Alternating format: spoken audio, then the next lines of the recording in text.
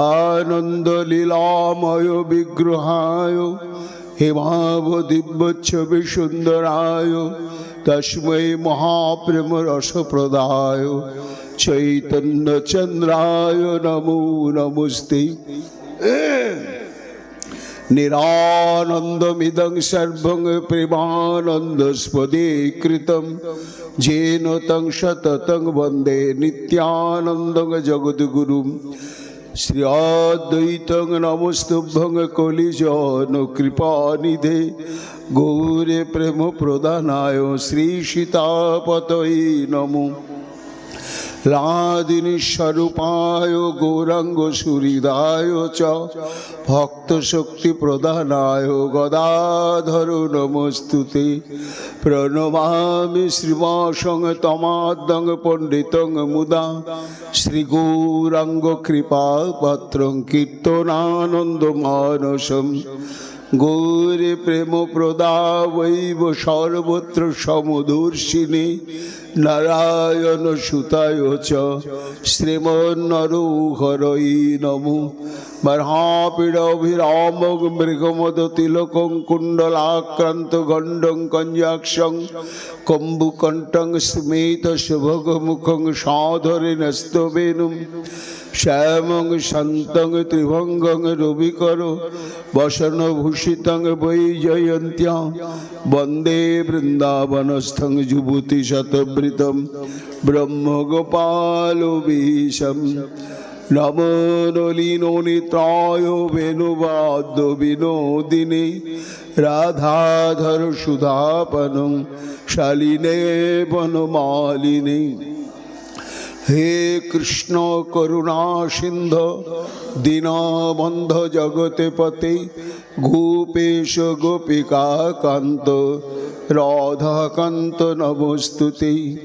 मुखं करोति वाचालं पंगुं लंघयते गिरिं यत्कृपातमहं वन्दे परमानन्दमाधवम्।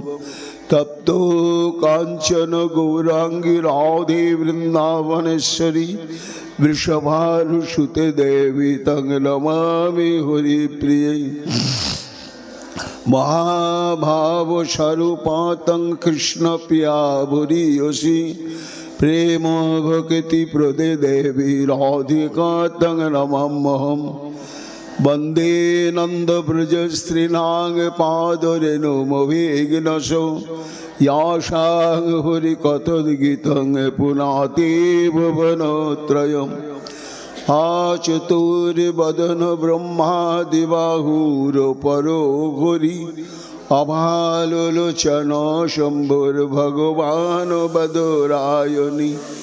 यं प्रभजन्तमनुपेतमपेतकृतं द्वैपायन विरह कातरयजुहाव पुत्रेति तन्मयातयतर्वयोभिनेदुस्तं सर्वभूतहृदयमुनिमानतस्मि। तमादिदेवं करुणानिधानं तमालवर्णं सुहितावतारमपार संसारसमुद्रसेतुं भजामहे श्रीभागवत स्वरूपं। वंशाकल्पतरुभ्यश्च कृपा सिन्धुभ्यैव च पतितानां पावनेभ्यो वैष्णवेभ्यो नमो नमो। जय रूप सनातन भट्ट रघुनाथ श्रीजीव गोपाल भट्टदास रघुनाथ। भक्ति भर बंदी छाय गोसाईर चरण जहाँ हईते विघ्न नाशे अभीष्ट पूरण। जय गौर भक्त वृंद गौर जादेर प्राण सबे मिले देह मोरे निताय गौर भक्ति दान। निताय गौर हरि बोल निताय गौर हरि बोल निताय गौर हरि बोल जय जय निताय गौर हरि हरि बोल। राधे राधे राधे।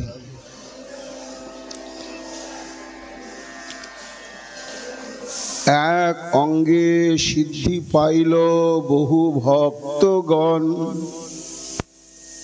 অম্বরীষাদি ভক্তের বহু অঙ্গ সাধন। কলিযুগ পাবন অবতার প্রেম পুরুষোত্তম ভগবান শ্রী চৈতন্য মহাপ্রভুর অতীব প্রিয় পরিকর কৃষ্ণ ভক্ত চূড়ামণি কবিকুল মুকুটমণি পরম পূজ্যপাদ শ্রীমৎ কৃষ্ণদাস কবিরাজ গোস্বামী তাঁর শ্রী শ্রী চৈতন্য চরিতামৃত গ্রন্থের মধ্য লীলায় ২২তম পরিচ্ছেদে ৭৭ সংখ্যক পয়ারে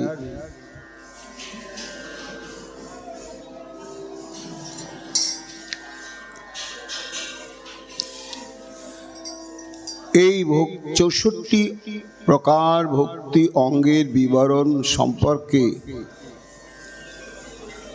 আলোচনার পরিপ্রেক্ষিতে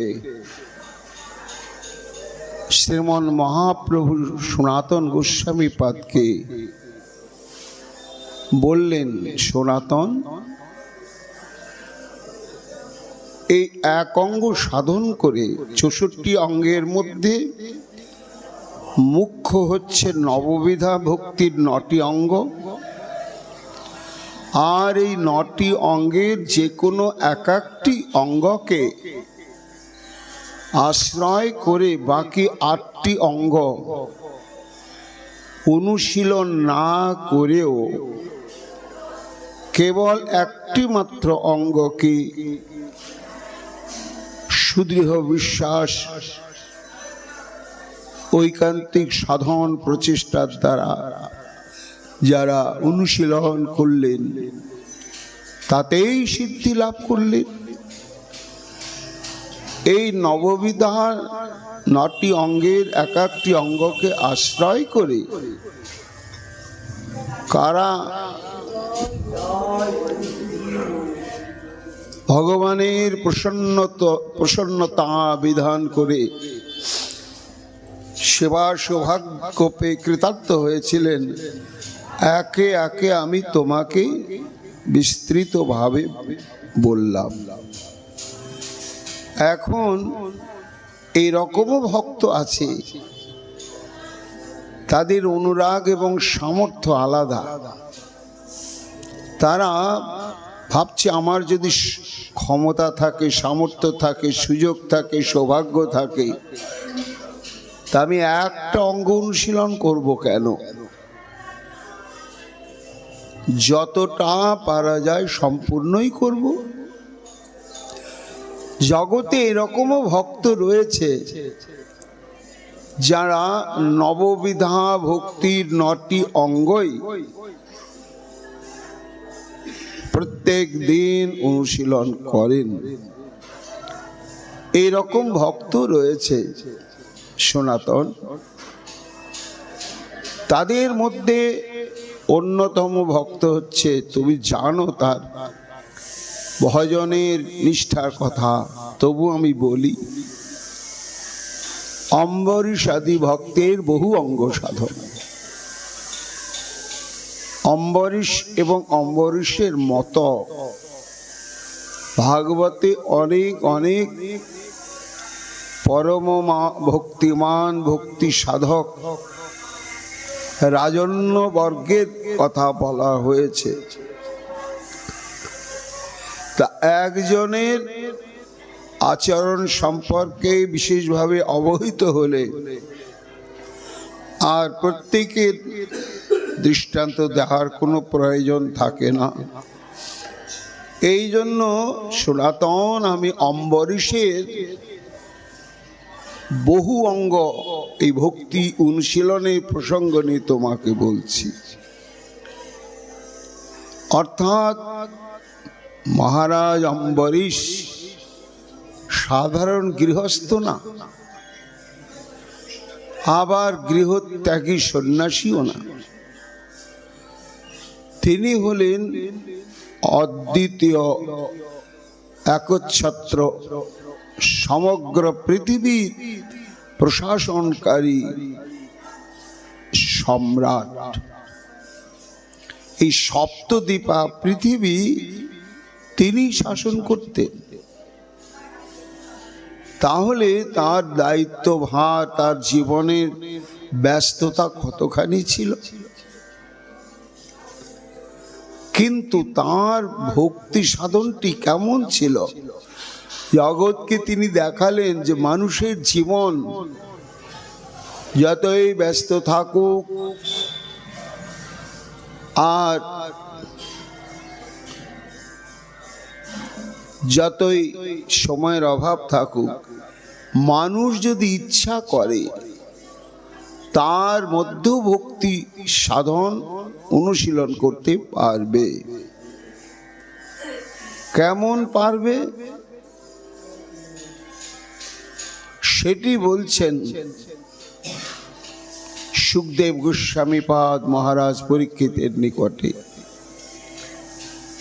সবে মন কৃষ্ণ পদারবিন্দয়োর বচাংসি বৈকুণ্ঠ গুণানুবর্ণনে করো হরের মন্দির মার্জনাদিষু শ্রুতিন চকার অচ্যুত সহত কথোদয়ে। সুখদেব গোস্বামীপাদ বলছেন, মহারাজ পরীক্ষিত, তুমিও সম্রাট ছিলে, কিন্তু তোমারও তো ভগবত নিষ্ঠা ছিল। থাকলেও অম্বরীশের দেখো কেমন নিষ্ঠা, না সমগ্র পৃথিবীর অধিপতি হওয়া সত্ত্বেও, সাম্রাজ্য পরিচালনার ব্যস্ততা থাকা সত্ত্বেও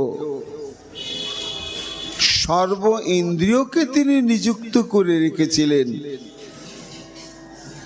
গোবিন্দের ভজনের জন্য। কিভাবে? একে একে বলি শোনো। সবই মনঃ কৃষ্ণ পদারবিন্দয়। অম্বরীশের যে অন্তরিন্দ্রিয় মন, আর এই মনই তো হচ্ছে নাটের গুরু। মন যা করায় আমার ইন্দ্রিয়গুলো তাই করে। তা সেই মনকেই তিনি কি করলেন না একেবারে গোবিন্দের চরণে সমর্পণ করে দিলেন। মন, তোমাকে আমি দান করে দিলাম গোবিন্দের চরণে, ওটাই তোমার বাসস্থান, ওইখানেই তুমি থাকবে। সবে মন কৃষ্ণ পদারবিন্দয়। গোবিন্দের মনকে ওইখানে তিনি সমর্পণ করে দিলেন।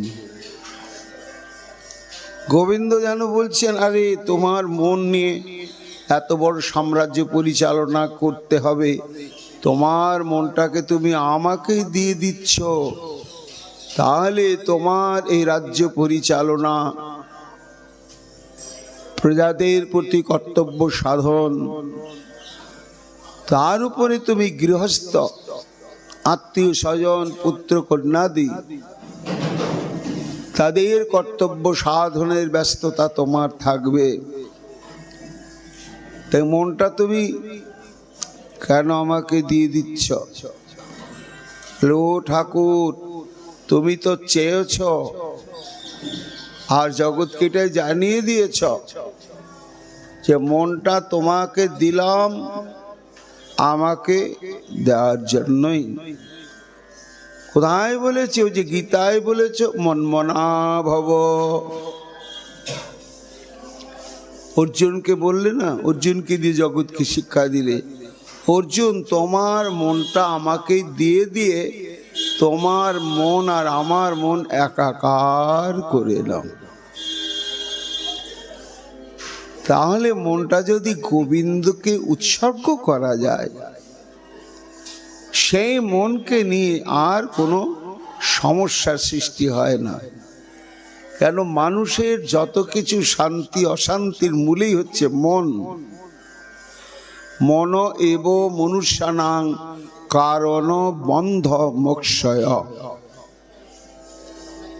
এই মনের দ্বারায় পাপ করছে, নরকের কর্ম করছে, মনের দ্বারায় কৃষ্ণানুশীলন করে রাধার দাসী হয়ে যাচ্ছে। কোন মন? যে মন সর্বক্ষণ গোবিন্দের চরণেতে নিবিষ্ট করে রাখা হবে। তা এত বড় সাম্রাজ্যের অধিকারী হয়েও মহারাজ অম্বরীশ তার মনকে কৃষ্ণ চরণারবিন্দে নিবিষ্ট করে রেখেছিলেন। বচাংসি বৈকুণ্ঠ গুণানুবর্ণনে। মানুষের আছে বাক শক্তি। বাক শক্তি কেন নাম বাক শক্তি দেওয়া হয়েছে? মনের ভাব, জীবনের প্রয়োজনীয়তার কথা ব্যক্ত করবার জন্য। বোবা যেমন তার বাকশক্তি থাকে না, তাই তার অন্তরের সমস্ত সুখ দুঃখ ব্যথা বেদনার অনুভূতির কথা 16 আনা কারো কাছেই সে ব্যক্ত করতে সমর্থ হয় না। কেন? ওই ইঙ্গিতে কে বুঝবে? কেউ বুঝতে পারবে না। তা মনকে যদি এইভাবে গোবিন্দের চরণে সমর্পণ করে দেওয়া যায়, সুখ দুঃখের অনুভূতির প্রভাবে আর সে প্রভাবান্বিত হবে না। কেন না? শ্রী ভগবানের স্বরূপই হচ্ছে নিত্যকালের সচ্চিদানন্দ বিগ্রহ। সেই সচ্চিদানন্দ বিগ্রহ যার চরণ থেকে চূড়া পর্যন্ত সচ্চিদানন্দ স্বরূপ বিশিষ্ট, এমন গোবিন্দের চরণে যদি মনটাকে একেবারে সঁপে দিয়ে একাকার করে দেওয়া হয়, তাহলে ওই মন সদানন্দী ভবতি, আনন্দেই থাকবে। এই জন্য বলে মনটা যে ঠাকুরের চরণে দেবে, তাহলে তার দায়িত্ব কর্তব্য হলো একটু গোবিন্দই বুঝে নেন। সবই মন কৃষ্ণ পদারবিন্দের বচাংশে বৈকুণ্ঠ গুণানুবর্ণনে। তার বাক শক্তিকে তিনি নিজের প্রশংসা যার তার কাছে করবার জন্য বাক শক্তিকে ব্যবহার করতেন না, যেটা আমি করি। আর আমার বাক শক্তিকে আমি খুব ভালোভাবে কাজে লাগাই দুটো কাজে। একটা নিজের প্রশংসা, আর একটা পরের নিন্দা চর্চা। ভয়ন করতে করতে দেখো কি নোংরা কাজ করছে কত। এই পরচর্চায় আমার বাক শক্তির একমাত্র সার্থকতা মনে করি। কিন্তু যিনি কৃষ্ণে অনুরাগী, তত্ত্বজ্ঞ, ভগবত মাধুর্যের বিন্দু মাত্র রস প্রাপ্ত হয়েছে, তার বাকশক্তি কখনোই ওই সর্বমঙ্গল নিধান শ্রী গোবিন্দের প্রসঙ্গ ছাড়া আর বলে না, বলতে জানে না। তা মহারাজ অম্বরীশের বাকশক্তি ছিল বৈকুণ্ঠ গুণানুবর্ণনে। সর্বক্ষণ তিনি প্রয়াত থেকে আরম্ভ করে অতিথি অভ্যাগত আত্মীয় স্বজন সবাইকে শ্রী গোবিন্দের মহিমার কথা শোনাতেন। করো হরের মন্দির মার্জনাদিষু। এই যে তার দুটি হাত, এই হাত দিয়ে তো আমরা লাখো লাখো প্রকার কর্ম সাধন করি, কিন্তু এই করের কোন কর্ম সাধন চরমতম সার্থকতার হেতু হয় না? যখন সরাসরি হাত দিয়ে ভগবত সেবা করি, আমরা ফুল তুলসী অর্পণ করছি, মন্দির তার গুণানুকীর্তন করছি। তা মহারাজ অম্বরীশ তার বাকশক্তিকে নিরন্তর এইভাবেই ভগবত মহিমা কীর্তনে নিযুক্ত করে রেখেছিলেন। করৌ হরে মন্দির মার্জনাদিষু, তার কর্মেন্দ্রিয় হাত দুটো মন্দির মার্জনায়। শ্রুতিন চকারচ্যুত সৎকথোদয়ে, মানুষের আছে শ্রবণ শক্তি। কি শোনার জন্য? না ব্যবহারিক জীবনে জীবন যাপন করতে গেলে মানুষের সঙ্গে কতগুলো আবশ্যিক প্রয়োজনীয় কথা বলতে হয়, সেটা তুমি বলো, কিন্তু তার অতিরিক্ত কিছু বলতে যেও না। যদি বলতে হয় গোবিন্দের কথা বলো, আর যদি কিছু সেবা কর্ম করতে হয় তাহলে তুমি গোবিন্দেরই সেবা কর্ম করো। করৌ হরে মন্দির মার্জন। আর তার কর্ণ ছিল সর্বক্ষণ গোবিন্দের লীলা কথা শ্রবণে তৎপর। দেখো তাহলে কি হচ্ছে, এই যে হাত দিয়ে মন্দির মার্জনাদি, এটা পরিচর্যা নববিধা ভক্তির মধ্যে একটা অর্চন করছে, এটা পূজা। আবার যখন বাকশক্তি দিয়ে ভগবানের গুণানুকীর্তন করছে, এটা কীর্তন। মহতের মুখে গোবিন্দের লীলা কথা শ্রবণ করছে, এটা শ্রবণ। তাহলে শ্রবণ হলো, কীর্তন হলো, আর মন দিয়ে সর্বক্ষণ গোবিন্দের চিন্তন করছে, এটা মনের কর্মসাধন হলো। আর কি সর্বেন্দ্রিয়কে কিভাবে নিযুক্ত করেছিলেন? মুকুন্দ লিঙ্গালয় দর্শনে দৃশৌ, তার দৃষ্টিশক্তিকে নিযুক্ত করে রেখেছিলেন মুকুন্দালয়, শ্রী মন্দির দর্শনের জন্য। আর লিঙ্গ শব্দে হচ্ছে প্রতীক, অর্থাৎ শ্রী গোবিন্দের বিগ্রহ। এই বিগ্রহ দর্শনের জন্যই তার নয়নকে নিযুক্ত করে রেখে দিয়েছিলেন। তাহলে কি হলো না, স্মরণ হলো, কীর্তন হলো, পূজন পরিচর্যা হলো, শ্রবণ হলো, আবার দর্শন হলো। তদ্ভৃত্য গাত্র স্পর্শে অঙ্গ সঙ্গমম। আমাদের আছে চর্ম, এই চর্ম একটা ইন্দ্রিয়, একে স্পর্শেন্দ্রিয় বলা হয়। এই চর্মের দ্বারা আমরা স্পর্শ করি, এটা ঠান্ডা, এটা গরম ইত্যাদি যে অনুভব, সেই অনুভবটা আমরা চর্মের দ্বারাই অনুভব করে থাকি। তা মহারাজ অম্বরীশ কি করতেন না, এই যে তার ত্বগেন্দ্রিয় চর্ম, যা স্পর্শ গুণ, তিনি নিজের প্রিয়জনকে আলিঙ্গন করে তার স্পর্শ সুখানুভূতি সার্থক করবার চেষ্টা করতেন না।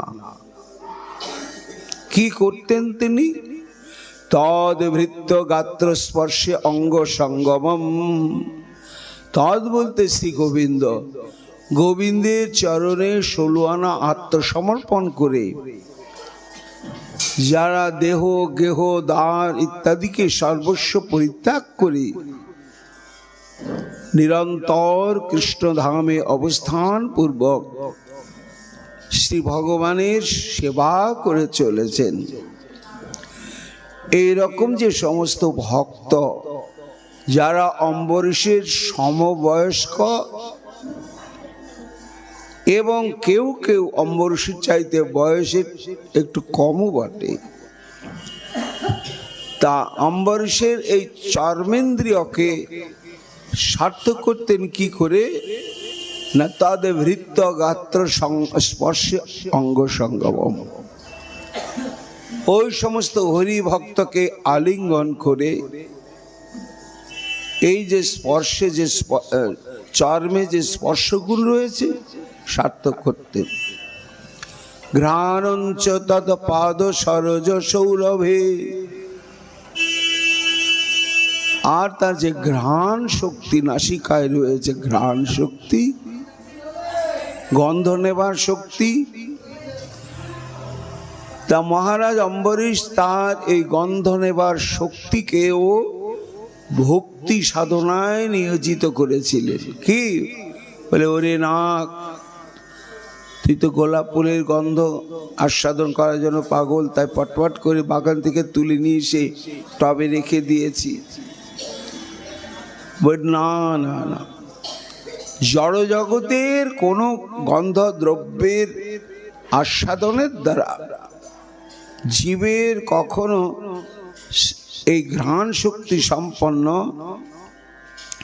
নাসিকার সার্থকতা হয় না। কখন হয় না, যখন ভগবত অঙ্গগন্ধ তৎপাদ সরজ সৌরভে, ভগবানের চরণে নিবেদিত যে পুষ্পাঞ্জলি তার আঘ্রাণ গ্রহণ করাতেই নাসিকার ঘ্রাণ শক্তির সার্থকতা। ঘ্রাণঞ্চ তৎপাদ সরজ সৌরভে মত্তুল্যসারসনং তদর্পিতে। আর কি হতো না, এই যে আমাদের জিহ্বা রয়েছে যার এক নাম রসনা, এর কাজ কি না, এ আমাকে আস্বাদন করার সুযোগ দেয়। এটা মিষ্টি, এটা টক, এটা ঝাল, এটা নোনতা, এটা কষাই। এই যে ভোজনের ক্ষেত্রে বৈচিত্র্য আছে, সেই বৈচিত্র্যটি আমরা কখন জানতে পারি? জিহ্বার দ্বারা। তাহলে মহারাজ অম্বরীশের ঘ্রাণ ছিল গোবিন্দের চরণে সমর্পিত সচন্দন তুলসী পুষ্পাঞ্জলি ঘ্রাণ গ্রহণের জন্য, আর জিহ্বাতে যে স্বাদ গ্রহণের শক্তি, এই জন্য তিনি জিহ্বাকে নিযুক্ত করে রেখেছিলেন কোথায়? শ্রীমৎ তুলসা তদর্পিতে। নৈবেদ্যে তুলসী প্রদান পূর্বক যখন গোবিন্দকে নিবেদন করা হয়, তারপরে আচমন দিয়ে যখন সে নিবেদিত বস্তু বাইরে আনা হয়, তখন তার যে সৌগন্ধ, তুলসীর নিজস্ব গন্ধ, পুষ্পের নিজস্ব গন্ধ, তাতে আবার চন্দনাদি মিশ্রিত হয়েছে। তা মহারাজ অম্বরীশ কি করতেন? ঘ্রাণ শক্তিটা পেয়েছে কেন? ওই কাজের জন্য। তখন তিনি ঘ্রাণঞ্চ তৎপাদ সরজ সৌরভে, অর্থাৎ গোবিন্দের চরণে নিবেদিত পুষ্পাঞ্জলি ঘ্রাণ গ্রহণ করে সার্থক করতেন। আর জিহ্বাকে গোবিন্দের নিবেদিত অধরামৃত, সেটি প্রত্যেক দিন তিনি গ্রহণ করতেন। এইভাবে তার মানব জন্মকে সার্থক করতেন। শুধু তাই নয়, সনাতন শোনো, পাদ হরে ক্ষেত্র পদানুসর্পণে শিরোর ঋষিকেশ পদাভিবন্দনে কামঞ্চ দাস্যে নতু কাম্য কাময়া যদুত্তম শ্লোক জনাশ্রয়ারতি। আহা, দেখো বহু অঙ্গ সাধন করছে কি করে একজন রাজাধিরাজা হয়ে না। পাদ হরে ক্ষেত্র পদানুসর্পণে, তার যে দুটি পা আছে, কেন? পা দিয়ে আমরা চলাচল করি। তাই সাম্রাজ্য পরিচালনার স্বার্থে যেখানে যেখানে যাওয়ার প্রয়োজন সেখানে তো তিনি গমনাগমন করতেনই, আর অবসর সময়ে তিনি হরে ক্ষেত্র পদানুসর্পণে যে মন্দিরে ভগবানের বিগ্রহ সেবিত হচ্ছেন, যে বনের মধ্যে ভগবান কুঞ্জের মধ্যে সেবিত হচ্ছেন, সেখানে গিয়ে ওই চরণামৃত গ্রহণ করতেন,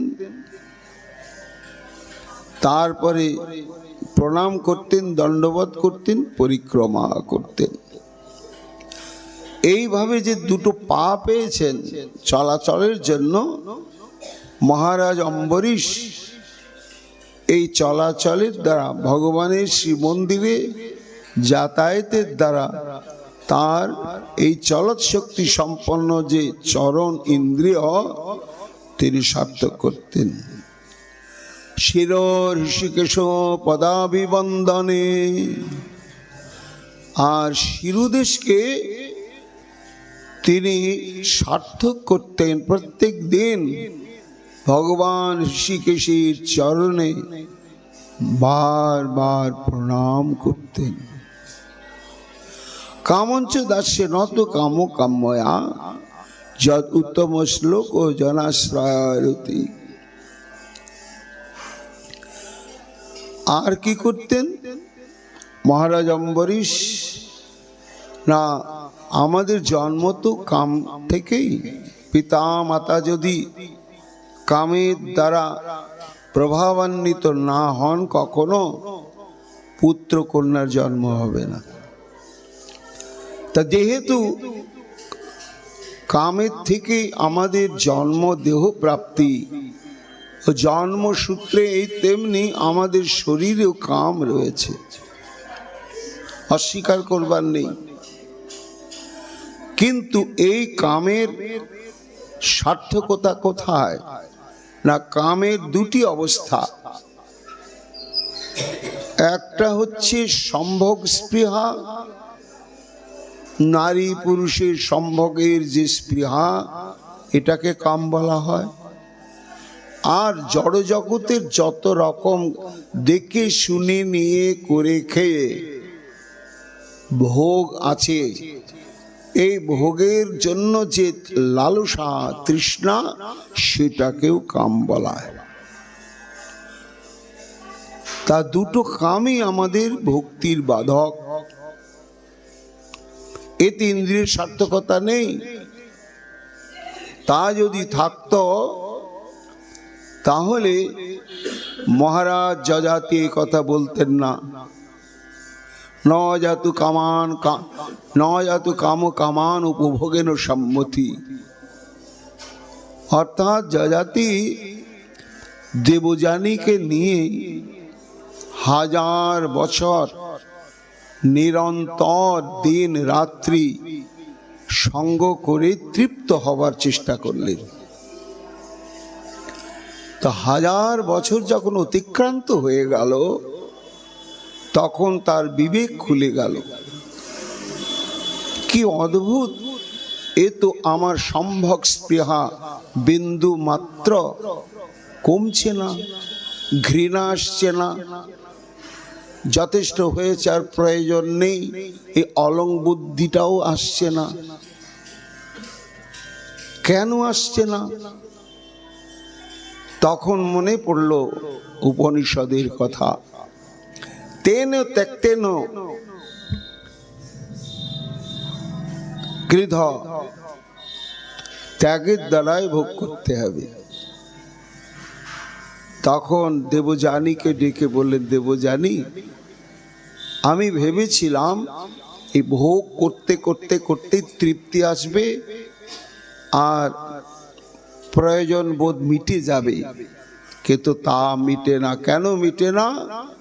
না, জ্বলন্ত আগুনে যদি ঘি ঢেলে দেওয়া হয়, তাহলে আগুন কোনোদিন নিবে না, উত্তর উত্তর বাড়তেই থাকে।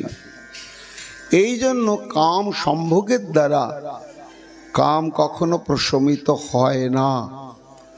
যারা এই ভ্রান্ত ধারণার নেশায় মত্ত হবেন, তারা ভুল করবেন, দেহের মূল্যবান সময় সামর্থ্য সব নষ্ট করবেন। এটি মহারাজ অম্বরীশ সম্যক উপলব্ধি করেছিলেন। আর উপলব্ধি করেছিলেন কি, যে এই কাম ছাড়া জড়জগতের দেখে শুনে নিয়ে করে খেয়ে যে ভোগের স্পৃহা, এটাও বিঘাতক। কেন না, ওই যে জড়জগতের দৃষ্টান্ত রয়েছে, রূপের নেশায় ঝাঁপিয়ে পড়ে কোটি কোটি পতঙ্গ মৃত্যুকে বরণ করছে। তাহলে রূপকে ভোগ করতে গেলে পতঙ্গের মতোই পুড়ে মরতে হবে। তেমনি একটি স্বাধীন বলবান বন্য হস্তি এই চর্ম স্পর্শ সুখের আসক্তিবশত চিরকাল পরাধীন হয়ে গেল। তেমনি একটি বনের কি সুন্দর স্বাধীন হরিণ ব্যাধের ওই বীণা, বংশী এবং রাগরাগিনী আলাপ শ্রবণ করে ফাঁদে পড়ে মৃত্যুকে বরণ করছে। তাহলে জড়জগতে রূপ রস গন্ধ শব্দ স্পর্শ ভোগে মৃত্যু আছে, পূর্ণতা নেই, সার্থকতা নেই। তাহলে সার্থকতা কোথায় না, এই সমস্ত স্পৃহা এবং ভোগকারী এই ইন্দ্রিয়গণ যখন কৃষ্ণ সেবায় নিযুক্ত হয়, তখনই তার তৃপ্তি আসে, তখনই তার জীবন সার্থক বলে মনে হয়। এই জন্য কামঞ্চ দাসে নত কাম কাম্যা, মহারাজ অম্বরীশ কাম শক্তিকে ভোগের জন্য নিযুক্ত করলেন না, কৃষ্ণ দাস্য কামনাতে অন্তর্ভুক্ত করে নিলেন। এইভাবেই তিনি সর্বেন্দ্রিয়ের দ্বারা এক অঙ্গ নয়, সনাতন একসঙ্গে বহু অঙ্গ সাধন করলেন, করে তাতেই তিনি শ্রী গোবিন্দের অভয় চরণ অরবিন্দ চিরকালের জন্য প্রাপ্ত হয়ে গেলেন। আসলে তিনি তো সাধু সঙ্গ করতেন এবং শাস্ত্র অনুশীলন করতেন। তাই শাস্ত্র বলেছে কি না, এই যে আমরা কর্মেন্দ্রিয় এবং জ্ঞানেন্দ্রিয়গুলো পেয়েছি, এই সব ইন্দ্রিয়গণ আমাদের আত্মসুখ চরিতার্থ করবার জন্য পাইনি, ভগবান দেননি। কি জন্য দিয়েছেন তিনি না, তার সেবায় লাগাবার জন্য। তা যদি না লাগে তাহলে বেঁচে থাকার উদ্দেশ্যটাও সার্থক হয় না। তরব কিগ্ন জীবন্তী নৈমিষারণ্যে সনকাদি ঋষিগণ সুত গোস্বামী পাদকে বলছেন যে, হে প্রভু, তোমার কৃপাশীর্বাদে আমরা ভালোভাবে বুঝেছি জীবনের সর্বেন্দ্রিয়ের সার্থকতায় ওই গোবিন্দের সম্পর্কে সম্পর্কিত হওয়াতে। তার প্রমাণ এই যে তরবকিং জীবন্তী, লাখ লাখ বছর কি গাছ বেঁচে থাকছে না? তা বেঁচে থাকার জন্য যদি বেঁচে থাকা, তাহলে সার্থক কি? এমন এমন যোগ সাধনা, এমন এমন কিছু করলাম, 200 বছর বাঁচলাম, তাতে লাভটা কি? কৃষ্ণ প্রেম ভক্তি যদি না পেলাম, তা 200 বছর 500 বছর বেঁচে থাকাতে কোনো মূল্য নেই।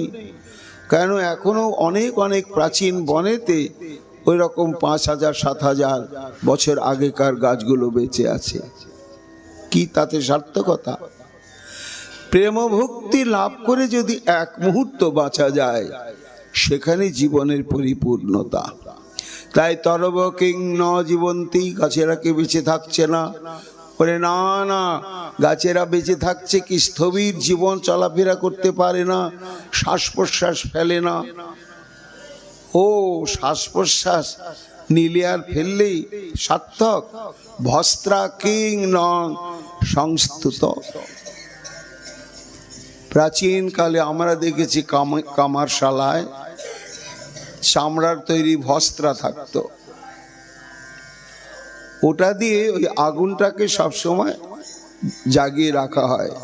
তো ওটা এমন ব্যবস্থা, ওকে চেপে ধরে চাপ দিলে ওর থেকে বাতাস বেরিয়ে যায়, আবার টেনে তুললে বাতাস ঢুকছে। তো বাতাস বেরোচ্ছে আর ঢুকছে, আমাদের নাকেও বাতাস ঢুকছে আর বেরোচ্ছে। তাহলে কামার শালায় থাকা যে ভস্ত্রা আর আমার নাসিকার মধ্যে ভেদ,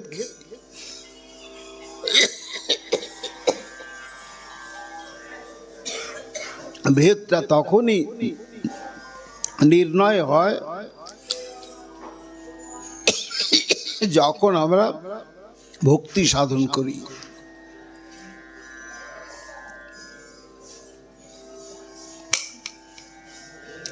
ন খাদন্তি ন মেহন্তি কিং গ্রামে পশুব পরে। আচ্ছা, পশুরা কি খাচ্ছে না? খাওয়া দাওয়াই কি জীবনের সার্থকতা?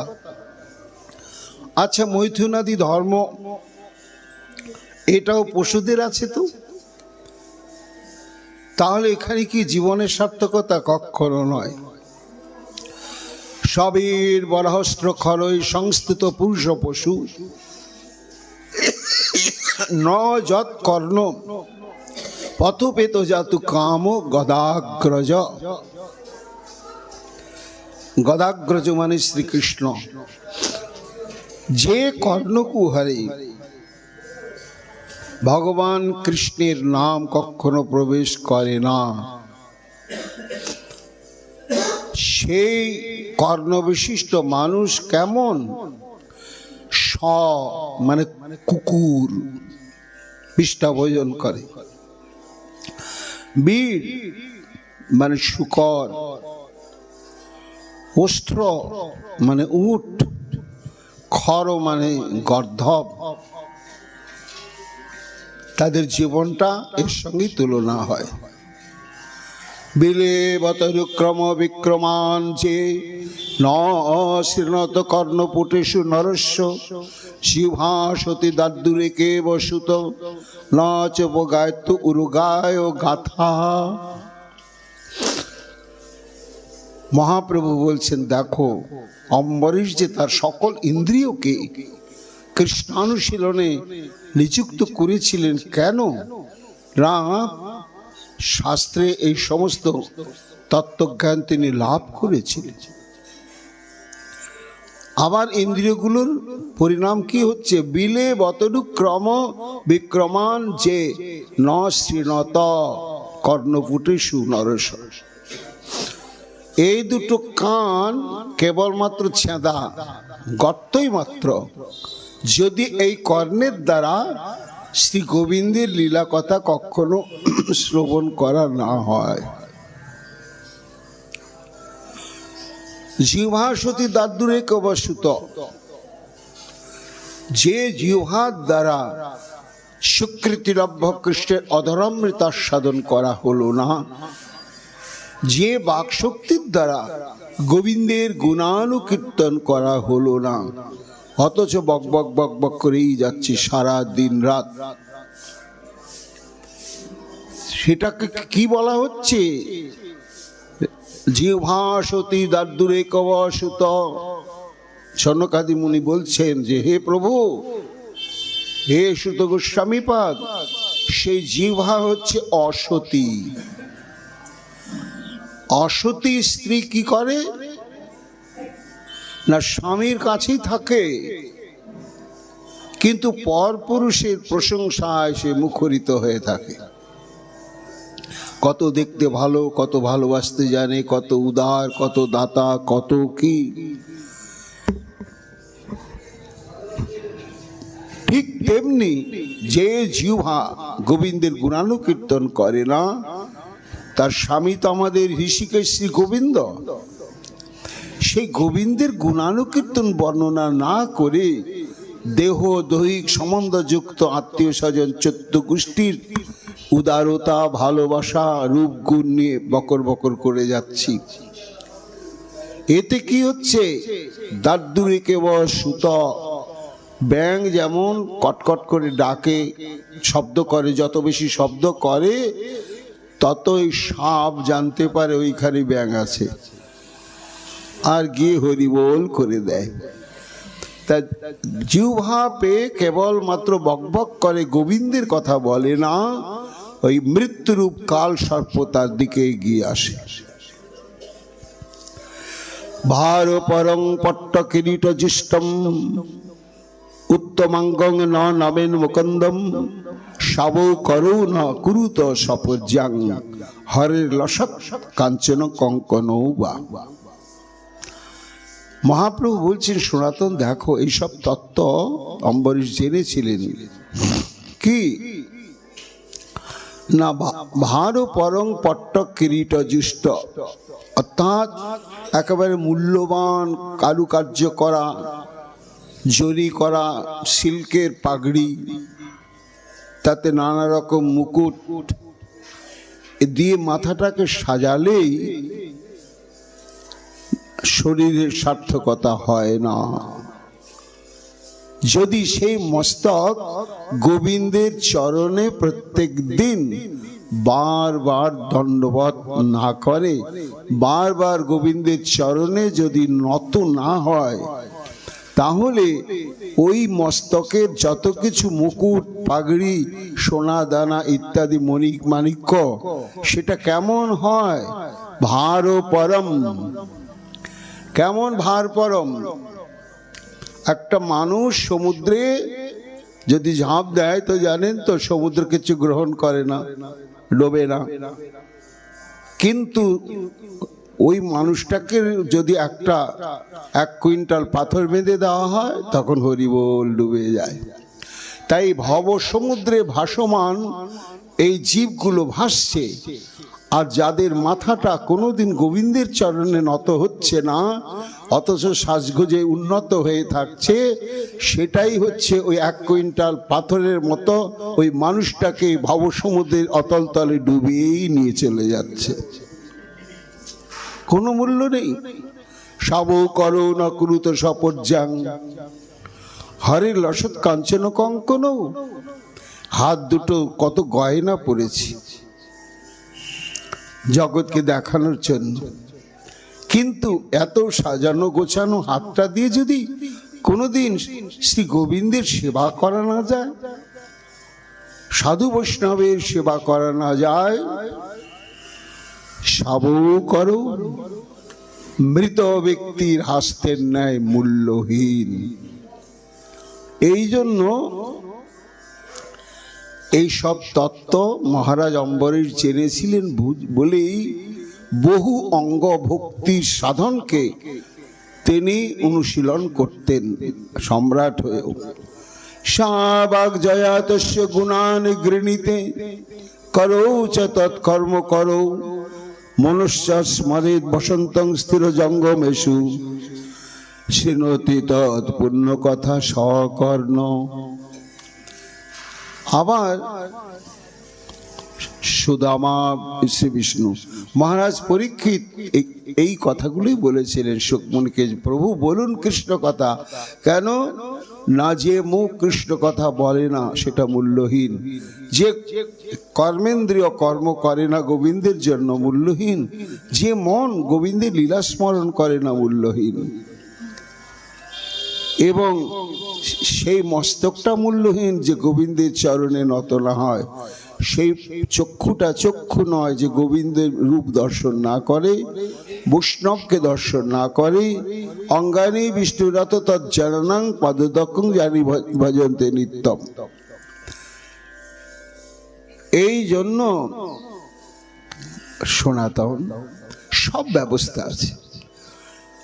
একটা অঙ্গকেও যদি কেউ সাধন করে ঐকান্তিক নিষ্ঠা নিয়ে, তাহলেও যে এক অঙ্গ সাধন হলো বলে তার সিদ্ধিটা একটু কম হবে, আর বহু অঙ্গ একসঙ্গে সাধন করছে বলে বহু হবে না। নিষ্ঠার উপরে সব নির্ভর করে। কাজে যার যেমন সুযোগ সৌভাগ্য, সে এক অঙ্গ কিংবা বহু অঙ্গ একসঙ্গে অনুশীলন করে মানব জীবনকে সার্থক করবেই করবে। এর পরবর্তী পায়ারে বলছেন, কাম ত্যাগী কৃষ্ণ ভজি শাস্ত্র আজ্ঞা মানি, দেব ঋষি পিত্রাদিকের কভু নহে ঋণী।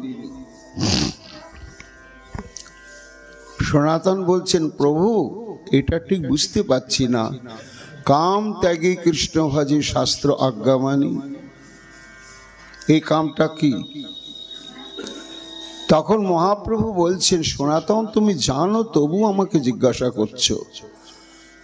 কামের সংজ্ঞা মহাজন কি বলছেন? আত্মেন্দ্রিয় প্রীতিবাঞ্ছা তারে বলে কাম। অর্থাৎ জগতের যত কিছু কর্ম যখনই আমার আত্মসুখের, আত্মতৃপ্তির, আত্মভোগের জন্য হবে, তখনই ওটার নাম হচ্ছে কাম। এইবার এই ভোগস্পৃহাটা কেবল মাত্র জড়জাগতিক হবে তাও নয়, কেউ স্বর্গে গতি লাভ করবার জন্য কঠোর তপস্যা ভজন করছেন। কেন না? স্বর্গে বুড়ো হতে হয় না, ব্যারাম সেরাম হয় না, চুল পাকে না, আর সেখানে পেটের দায়ে চাকরি বাকরি, ক্ষেত খামার কিচ্ছু করতে হয় না। জীবিকা নির্বাহের কোনো কর্মসাধন স্বর্গে নাই। ভোগ আছে, যত রকম ভোগের সব ব্যবস্থা আছে, রান্না বান্না নেই কিন্তু ভোজনের সব ব্যবস্থা আছে। শুধু মেনুটা বলো যে দুপুর হলো, এখন আমি দুপুরবেলা কত রকমের খাদ্য চাই, এটা মনে মনে বলার সঙ্গে সঙ্গে সব চলে আসে। তাই এমন জায়গাতে যাব না? ও তাই অনেক অনেক সকাম ভক্ত আছে, তারা এই স্বর্গের ভোগলিপ্সু হয়ে তপস্যা করছে। এটাকে বলা হচ্ছে কাম। আবার এর উপরে অনেক ভক্ত আরো কঠোর তপস্যা করছে, কি? মোক্ষ পাওয়ার জন্য। কেন না? শাস্ত্র বলছে যে স্বর্গের চাইতেও আরো একটি আনন্দের স্থান হচ্ছে কোথায়? নির্বিশেষ ব্রহ্মতত্ত্ব। সেখানে কেবল আনন্দের স্পন্দন, আনন্দের শিহরণ, আনন্দের অনুভূতি, আর সেখানে কোনো উপাধি নেই। তখন সেই মোক্ষ পাবার জন্য কঠোর তপস্যা করছে, এটাকেও কাম বলা হয়। কেন না? ওই যে আমি ব্রহ্মানন্দ লাভ করে সুখ পাবো, আমার জন্য, আমার সুখের নিমিত্ত প্রচেষ্টা, এই জন্য ওটা কাম। আত্মেন্দ্রিয় প্রীতিবাঞ্ছা তারে বলি কাম। তা কাম ত্যাগী কৃষ্ণ ভজে, এই যে কোনো ধরনের আত্মসুখ প্রাপ্তির ইচ্ছাকে বিসর্জন দিয়ে, প্রভু আমি ভজন করলে তোমার সুখ হয়, আমার সর্বেন্দ্রিয় মনকে তোমার সেবায় নিযুক্ত করতে পারলে তোমার সুখ হয়, তাই আমার জীবনের যত কিছু তোমার সুখের নিমিত্তই। এই আত্মসুখের বাসনা এবং তদনুকূল কর্মসাধনকে পরিত্যাগ করে যারা শাস্ত্র আজ্ঞা মানি, নিজের সমৎকল্পিত ভজন সাধন করেন না, শাস্ত্র যেভাবে কৃষ্ণ ভজন করার আদেশ নির্দেশ ব্যবস্থা দিয়েছেন সেইভাবে ভজন করছে। কেন? কৃষ্ণ সুখের জন্যই। কৃষ্ণ সুখ হেতু করে প্রেম সেবন, আত্মসুখের গন্ধ রাখেনি। এইভাবে যারা কৃষ্ণের ভজন করেন শাস্ত্রের আদেশ মেনে, এইখানে আবার একটু বিচার আছে সনাতন। শাস্ত্রের আদেশ আছে একটা বিধি, একটা নিষেধ। শাস্ত্র বলেছে এটা করতে হবে, আর এটা করতে হবে না। তা করতে হবে ওটা বিধি, যেটা করতে হবে না ওটা নিষেধ। এইবার আমাকে কি করতে হবে? বিধিটাও মানতে হবে, নিষেধটাও মানতে হবে। এইবার শাস্ত্রের নির্দেশ আবার দু রকম আছে সনাতন। কি প্রভু? না তোমাকে আরম্ভেই বলেছি ভক্তি দুই রকম, একটা বিধি ভক্তি আর একটা রাগ ভক্তি। এই জন্য বিধি ভক্তির অনুশীলনের জন্য শাস্ত্র এক ধরনের বিধান দিয়েছেন, আবার রাগ ভক্তি অনুশীলন করার জন্য শাস্ত্রের বিধান আছে। তা এই বিধি ভক্তি নয়, রাগ ভক্তি অনুশীলনের জন্য শাস্ত্র যে বিধান দিয়েছে আর নিষেধ জানিয়েছে, সেই বিধি নিষেধগুলো যিনি আন্তরিকভাবে পালন করতে করতে গোবিন্দকে ভজন করেন, তা রাগ ভক্তিতে শাস্ত্র বিধান অর্থাৎ বিধি এর নিষেধ কি আছে না? শাস্ত্র বলছে বিধিটা হচ্ছে সততং স্মর্তব্য বিষ্ণু। এইটাই মুখ্য বিধির থেকে সরিয়ে যাওয়া যাবে না আমাদের। খেতে নিতে শুতে চলতে ফিরতে, শয়নে স্বপনে, এমনকি মল মূত্র ত্যাগেতেও নিরন্তর বিষ্ণু স্মরণে থাকতে হবে, সর্বক্ষণ সর্বত সর্বাবস্থাতে। এটা শাস্ত্র বলেছে, এটা বিধান দিয়েছে। আর নিষেধ কি করেছে? বিষ্ণু বিস্মর্তব্য ন জাতু কদাচিৎ। এক মুহূর্তের জন্য শ্রী ভগবানকে ভোলা যাবে না। যে এই সময় আমি একটা খারাপ কাজ করছি, আহা এখন ভগবানকে স্মরণ করব না, এটা নয়। তাহলে নিষেধ হচ্ছে তুমি যে কোনো পরিস্থিতিতে কখনো বিন্দু মাত্র এক ক্ষণের জন্য তাকে ভুলো না। আর বিধি হচ্ছে সব সময় তাকে স্মরণে রাখো। তারপরেতে এইসব ত্যাজিয়ার বর্ণাশ্রম ধর্ম অকিঞ্চন হইয়া লয় কৃষ্ণের স্মরণ। বর্ণাশ্রম ধর্মটা হচ্ছে বিধি ধর্ম, বিধি ভক্তি। এটাকে পরিত্যাগ করতে হবে আমাদের। অর্থাৎ বেদ এই চারটি বর্ণ এবং চারটি আশ্রম মনুষ্য সমাজের জন্য মানুষের স্বভাব চরিত্র মনোবৃত্তি বিচার করে চারটি বর্ণ সৃষ্টি করেছেন, চারটি আশ্রম সৃষ্টি করেছেন। চারটি বর্ণ ব্রাহ্মণ ক্ষত্রিয় বৈশ্য শূদ্র, আর চারটি আশ্রম হচ্ছে ব্রহ্মচর্য গার্হস্থ্য বানপ্রস্থ এবং সন্ন্যাস। তা এই যে ব্রাহ্মণের জন্য কি কি আচরণ ধর্মশাস্ত্র বেদ বলে দিয়েছে, ক্ষত্রিয়ের জন্য, বৈশ্যের জন্য, শূদ্রের জন্য, আবার ব্রহ্মচারীর জন্য, গৃহস্থের জন্য, বানপ্রস্থী সন্ন্যাসীর জন্য বলে দিয়েছে। তা সেগুলো সম্বন্ধে আমাদের জানতে হবে। তা এই সব ত্যাজি আর বর্ণাশ্রম ধর্ম, এই সব ত্যাজি মানে এই বর্ণাশ্রম ধর্মকে পরিত্যাগ করে যারা কাম ত্যাগী, বলতে বর্ণাশ্রম ধর্ম পালনের স্পৃহাটাও কামের অন্তর্গত, সেটাকেও পরিত্যাগ করে যে কৃষ্ণ ভজন করবে। সনাতন বলছেন প্রভু তাহলে থাকলো কি? বর্ণাশ্রম ব্যবস্থাটাকেই যদি মানা না যায় তাহলে তো সব শেষ হয়ে গেল। এটা একটা স্তরের কথা সনাতন। সাধারণ মানুষের জন্য বর্ণাশ্রম অবশ্যই পালন কর্তব্য, এটা বিধি ধর্ম, বৈধি ভক্তি। কিন্তু রাগ ভক্তি করতে গেলে ওই বর্ণাশ্রমের ঊর্ধ্বে যেতে হবে। কেন? চারি বর্ণাশ্রমে যদি কৃষ্ণ নাহি ভজে, স্বধর্ম করিয়াও সে রৌরবেতে মজে। দেখো, তাহলে বর্ণাশ্রম পালন করছে কিন্তু কৃষ্ণ ভজন করছে না, তাহলে তার সব মূল্য হয়ে অমূল্য হয়ে গেল।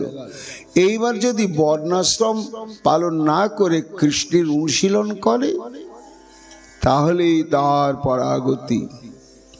এটা শাস্ত্রবিধান, ভগবানই বলেছেন বর্ণাশ্রম ধর্ম তোমাদের জন্য করলাম, জীব করো, না করলে নরক। তাকে আবার আমি ভাঙবো কি করে? ওটা ভগবানই আবার একটা ফাঁক রেখে দিয়েছেন। কি রেখে দিয়েছেন? সর্বধর্মান পরিত্যজ্য মামেকং শরণং ব্রজ। অর্জুনকে বললেন সর্বধর্ম বলতে বর্ণাশ্রম ধর্মকে পরিত্যাগ করো। অর্জুন বলছেন সর্বনাশ, সখা কি বলছে তুমি? তুমি না বলেছো বর্ণাশ্রম ধর্ম মানব হয়ে জন্মগ্রহণ করে পালন না করলে তাকে নরক যেতে হয়? বলেছি, এখনো বলছি, বলবো, কিন্তু এটা হচ্ছে সাধারণ বিধি। আর আমাকে পাবার জন্য, আমার প্রীতির জন্য যারা এই ধর্ম, সমস্ত বর্ণাশ্রম ধর্মকে উপেক্ষা করে আমাতে আত্মসমর্পণ পূর্বক ভজন করবে, তার জন্য যে পাপ হবে, অহং তাং সর্ব পাপে ভবক্ষয়সাবি বাসুচ। আমার সঙ্গে প্রেম করতে গিয়ে যদি বর্ণাশ্রম ধর্মকে উপেক্ষা করতে হয়, তার জন্য যে পাপ প্রত্যাবায় হয়, তার জন্য আমি দায়ী থাকলাম। এর জন্য তুমি চিন্তা করো না। কেন না, এই যে ইন্দ্রিয়গুলো দেওয়া হয়েছে কি জন্য? ঋষি কেন ঋষিকেশ সেবন ভক্তির উত্তমা। সর্বেন্দ্রের দা ভগবানের সেবা করাটাই হচ্ছে শ্রেষ্ঠ ভক্তি। এইভাবে যারা সনাতন বিধি ভক্তির কে পরিত্যাগ পূর্বক রাগ ভক্তির বিধানকে আঁকড়ে ধরে যারা কৃষ্ণ ভজন করবে, তাদের কি হবে? দেব ঋষি পিত্রাদিকের কবু নহে ঋণী। তাদের পঞ্চ ঋণে ঋণী থাকতে হয় না। অর্থাৎ এই পঞ্চঋণ শোধ করবার জন্য স্বতন্ত্রভাবে কোনো চেষ্টা করতে হয় না। বলে প্রভু এটা তুমি বলছো কি? তাহলে আমি মানবো না। বলে না না, আমি বলিনি, ওটা ভাগবতী বলেছে। দেবর্ষি ভূতাপ্ত নিরাং পিতৃনাং ন কিঙ্কর নায়ম ঋণী চ রাজন সর্বাত্মনা য শরণং শরণ্যং গত মুকুন্দং পরিহৃত কর্তম। করভাজন ঋষি নিমি মহারাজকে বললেন যে হে মহারাজ নিমি, যে ব্যক্তি কৃষ্ণ প্রীত্যার্থে, কৃষ্ণকে ভালোবেসে কৃষ্ণের সর্বাত্মক প্রীতির জন্য সর্বেন্দ্রিয়ের দ্বারা তার ভজন অনুশীলন করে, তাকে স্বতন্ত্রভাবে এই পঞ্চঋণ শোধ করবার জন্য ধর্ম কর্মানুষ্ঠান করতে হয় না। তা পঞ্চঋণ কি আর কেনই না? শাস্ত্র বলছে আমাদের পাঁচটা ঋণ। দেবান ঋষীন ভূতানি পিতৃন আত্মন্নহম সবৃত্তাবগত যজিত পুরুষং পৃথক। দেবর্ষি নারদ মহারাজ যুধিষ্ঠিরকে বললেন যে দেখো, গৃহস্থ মানুষের পাঁচটা ঋণ আছে, এটা শোধ করবার জন্য পঞ্চযজ্ঞানুষ্ঠান করতে হয়। পাঁচটা ঋণ কি? প্রথমে হচ্ছে দেবঋণ। এই যে যখন বৃষ্টির দরকার, রোদের দরকার, বাতাসের দরকার, পেয়ে যাচ্ছি আমরা, তা মানুষের কাছ থেকে যদি আমরা এটা নিতে চাই, তার জন্য কত টাকা দিতে হয়? একটা টিউবওয়েল কেউ করে রেখেছে, ঘন্টায় 1000 টাকা দিতে হবে, তবে জল দেবে। তা তার সঙ্গে চুক্তি হয়ে গেল, 5 ঘন্টা চালালে তোমার জমিটা ভরবে, 5 ঘন্টায় 5000 টাকা। এমন সময় ঝমঝম করে বৃষ্টি হয়ে গেল, তাহলে তোমার ওই মেশিন চালালে তার জন্য মজুরি দিতে হতো তোমাকে দক্ষিণে 5000 টাকা। কিন্তু ওই যে দেবতা যে তোমাকে বৃষ্টি দিল, সেটার মজুরিটা কে দেবে? এই বর্ষা ঠিক মতো না হলে চাষবাস হবে না। বর্ষা হচ্ছে, আবার বর্ষা থাকলেও হবে না, খরা চাই।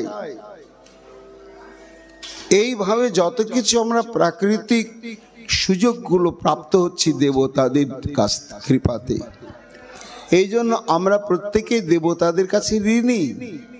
এটাকে দেব ঋণ বলা হয়। তারপরে রয়েছে ঋষি ঋণ।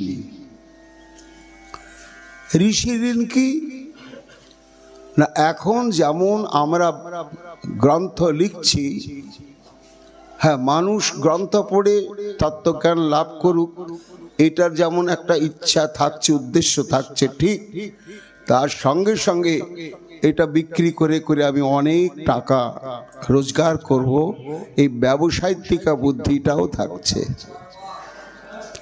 কিন্তু প্রাচীন কালে ঋষিগণ এই যে শাস্ত্র প্রণয়ন করে দিয়েছেন, তারা গ্রন্থ বিক্রি করে বড়লোক হবার জন্য নয়। তারা গ্রন্থগুলো করলেন কেন না, অজ্ঞান অন্ধকারে নিমজ্জিত জীব সংসার পথে চলতে গেলে তার জ্ঞানের আলো দরকার। কোথায় গর্ত আছে, এবং গর্তটা কোথায়? তৃণাচ্ছাদিত গর্ত মনে হচ্ছে না, ঘাসের মাঠ, কিন্তু ভয়ঙ্কর গর্ত।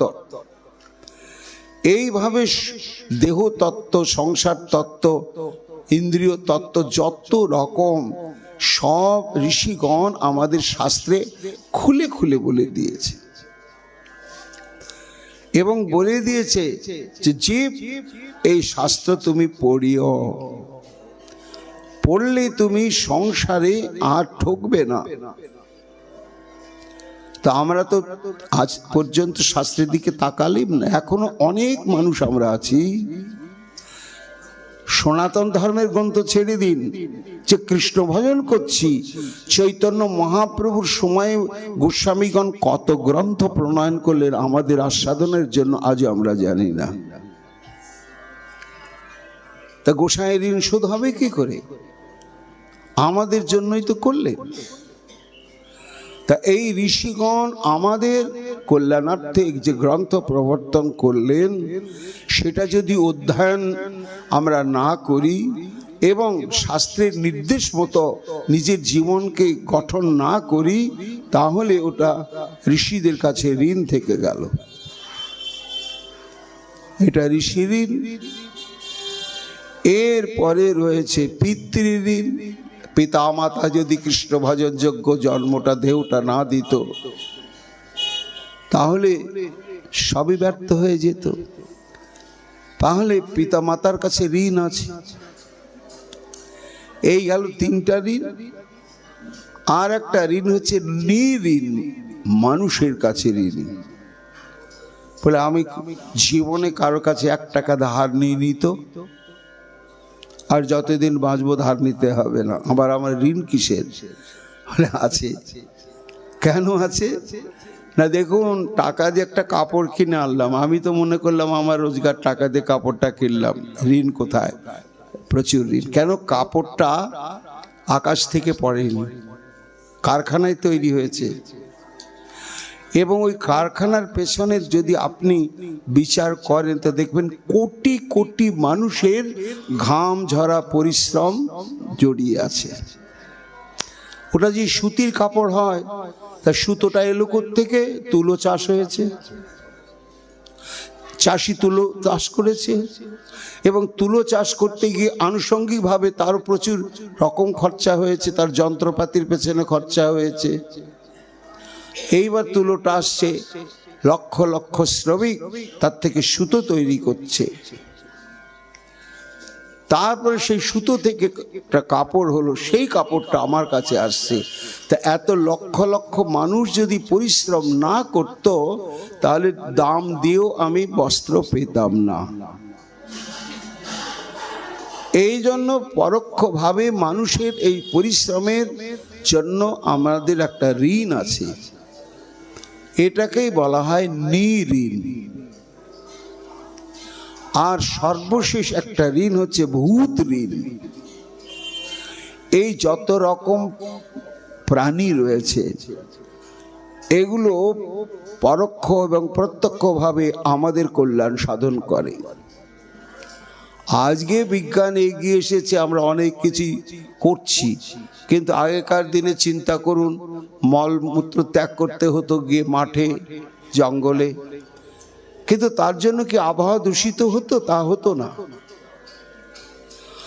সেখানে ভগবান সৃষ্টি করলেন শুকর, বলে মানুষের পরিত্যক্ত মল ভক্ষণ করে ও আবহাওয়াকে পরিশুদ্ধ করে দেবে। কুকুর সৃষ্টি করলেন, বিষ্ঠা কীট। তো সরাসরি এর আমার উপকার করছে না, কিন্তু পরোক্ষে আমাদের উপকারে লাগছে। এইভাবে একটা পুকুরের জল, নদীর জল আমরা পান করছি, আগেকার দিনে আমরাও পান করেছি, এখন না হয় কলকারখানায় দূষিত হচ্ছে, কিন্তু জলটা নির্মল থাকে কেন? জলের মধ্যে মৎস্য থাকে, তারা যত কীট ইত্যাদি জন্মায় জলের মধ্যে, সব ভক্ষণ করে জলকে সবসময় নির্মল করে রাখে। যে জলটা পান করে আমার শরীর সুস্থ থাকে, মন থাকে। তা ওই জলটা পরিশ্রুত করার পেছনে যে জলের মাছগুলোর কি ভূমিকা, তা কে দেবে ওর দাম? এইভাবে প্রত্যেকটি প্রাণীর কাছেই আমাদের কিছু না কিছু ঋণ রয়েছে, এগুলোকে বলা হয় ভূত ঋণ।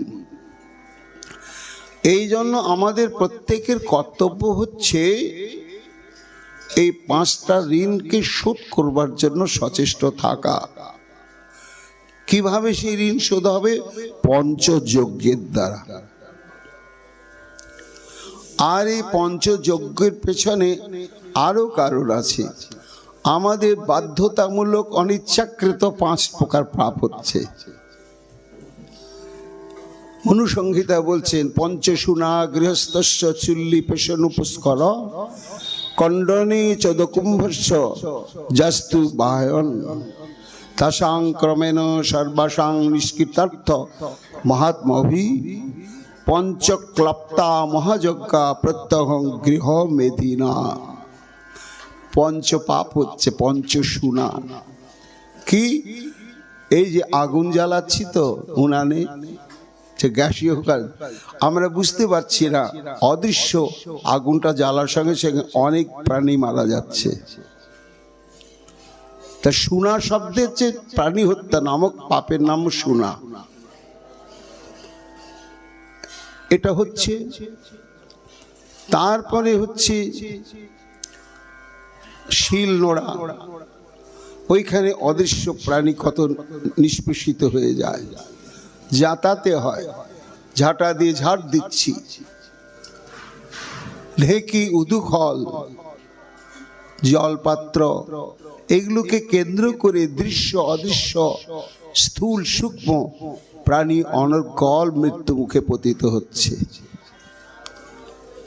তা এই যে চুল্লি থেকে, শিলনোড়া থেকে, জাতা থেকে, ঢেকি থেকে বা উদুখল থেকে এবং জলপাত্র থেকে, এই 5টা কারণে জীব হত্যা নামক পাপ হচ্ছে, পঞ্চপাপ। আর ওদিকে পঞ্চঋণ। তা এই পঞ্চঋণ এবং এই পঞ্চপাপ, তার থেকে নিষ্কৃতি পাওয়ার জন্যই আমাদের পঞ্চযজ্ঞ করতে হয়। সেই পঞ্চযজ্ঞ কি না? পঞ্চযজ্ঞ হচ্ছে প্রত্যেক দিন গীতা ভাগবত শ্রবণ করা, পাঠ করা। করলে ব্যাসদেবের কাছে আমাদের যে ঋণ সেটা শোধ হলো। এটাকে বলা হয় স্বাধ্যায় ব্রহ্মযজ্ঞ। এই যে দেবতা আমাদেরকে বাঁচবার জন্য সহযোগিতা করছেন, প্রাচীনকালে এটার জন্য হবি আহুতি দিয়ে যজ্ঞানুষ্ঠান করতে হতো। কলিযুগে সেটা হচ্ছে নাম যজ্ঞ। বাড়িতে সংকল্পিতভাবে হরিনাম যজ্ঞ করলে দেবতার কাছে ঋণটা শোধ হয়। তারপরে থাকছে পিতৃঋণ। এই পিতৃঋণ হচ্ছে পিতৃযজ্ঞ। সেটি হচ্ছে পিতা পরলোকগত হলে তার তিথিতে যে তর্পণ করা হয় আনুষ্ঠানিকভাবে বিধি মতে,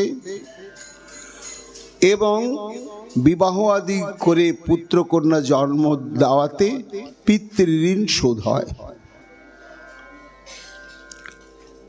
এটাকে বলা হচ্ছে পিতৃযজ্ঞ।